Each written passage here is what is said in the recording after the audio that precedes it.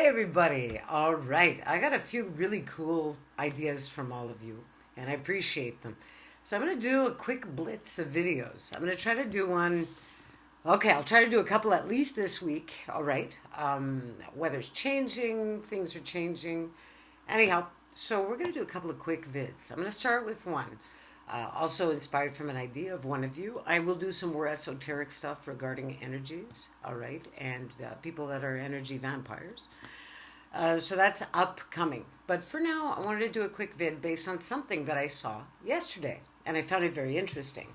So I'm in line at this store, and we're there for like technical stuff, okay, computer issues, phone issues, etc.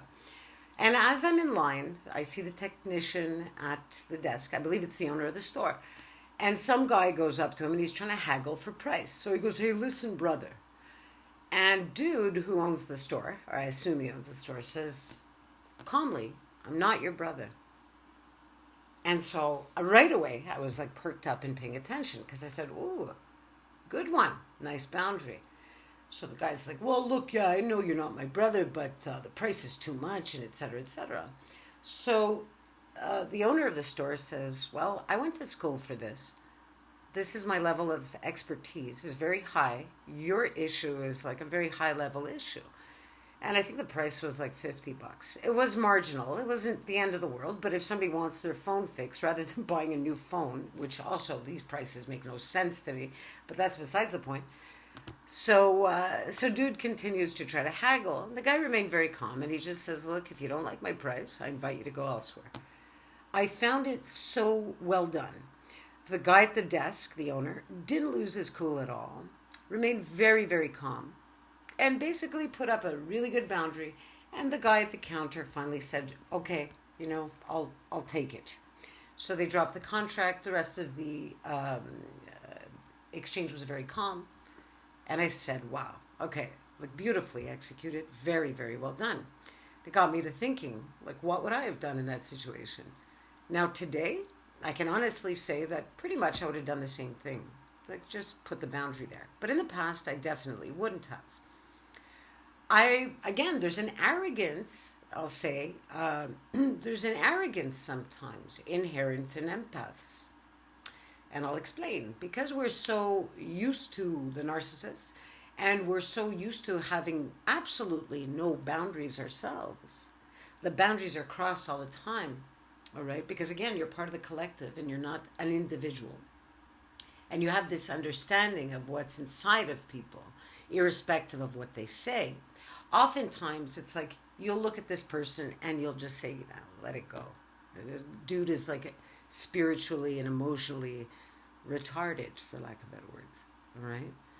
Now, and to me, looking back at the way I looked at things in the past, that's arrogant. Who am I? I'm just another person in this universe, right? As important as everybody else and as unimportant as everybody else, irrespective of what I do for a living, how much money I make, etc., etc. Okay? And am I so much smarter than everyone else? I'm what I am. I have certain, I think, well, the way I look at it, I know that they're innate abilities. Maybe, like I said, they were expressed because of certain environmental factors. But does that mean that I should let people cross those boundaries? Absolutely not. Even though I know that they, the guy when he said brother was being kind of like over friendly, but he didn't really mean anything bad by it. So I would let that kind of behavior go. You shouldn't let it go. I'm getting better and better at it. Now, it's taken me a very long time. Maybe I'm a really slow learner when it comes to certain things. But I'm getting there. Again, it's that time that it takes to begin to really exist. All right. Now, which brings me to another point. A lot of you get back to me and say that you have similar stories and you explain the stories to me. And of course, they're similar because there's an element of bullying in the stories. All right.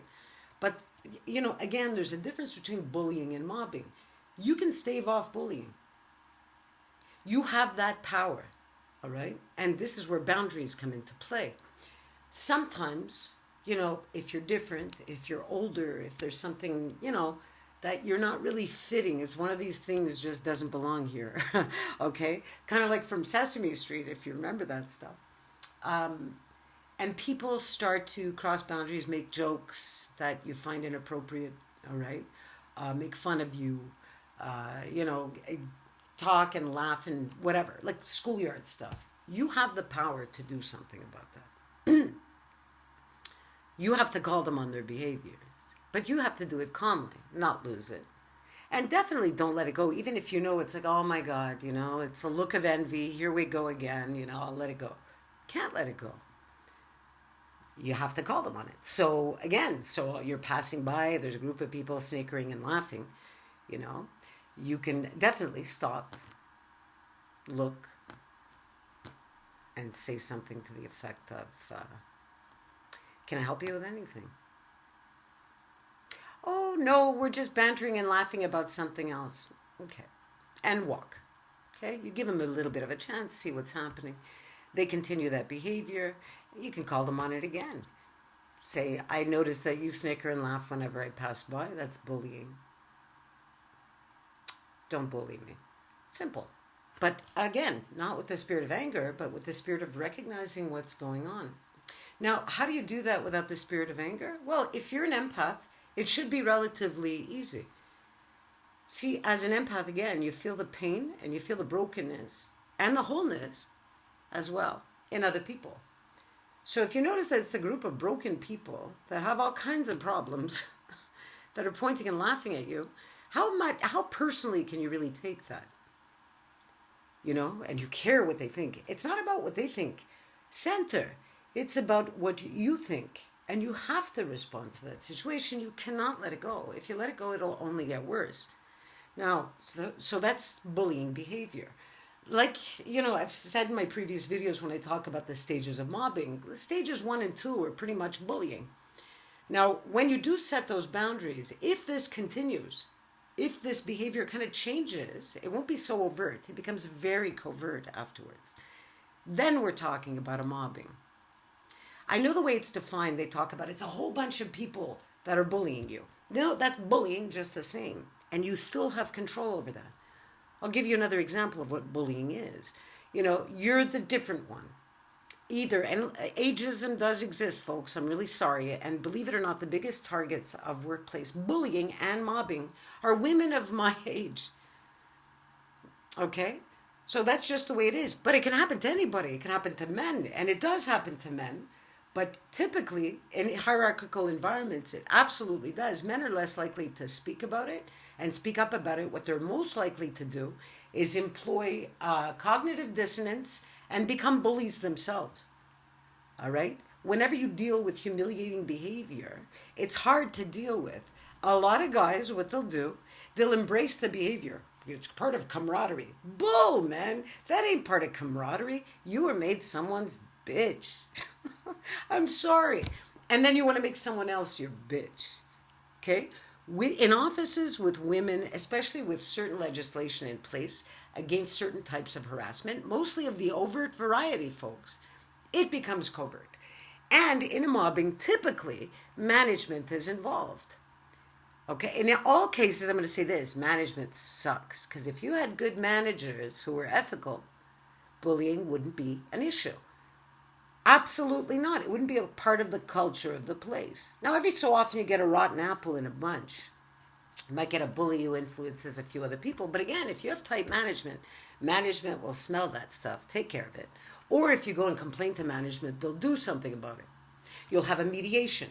You could have mediation up the wazoo, all you want. The one thing you need in mediation is essentially is goodwill and honesty.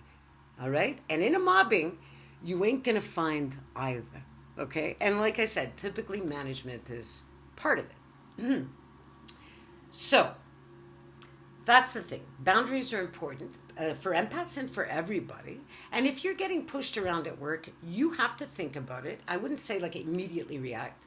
Don't react. Respond.